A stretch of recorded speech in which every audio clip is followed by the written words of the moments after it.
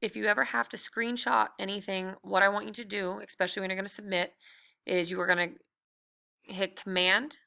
Nope, you're going to hit Control and the little button that looks like a box with two lines above the number 6. So Control, little box with two lines above the number 6. Okay, so for example, in your Schoology stations, station number 4, you have to create a screenshot, you have to upload it, and you have to submit it. Okay, so what you're going to do is you're going to go into Schoology, you're going to hit the Submit button. Okay, then you're going to go to File. It's the little 3 boxes you can see with the big purple arrow. That File button is going to take you to your downloads. The downloads is on the left-hand side. When you click downloads, it will give you your screenshots. You choose which one you want. It'll give you the OK. It'll upload into your little upload box, and then you hit submit. After that, when you're done, it will automatically send to me.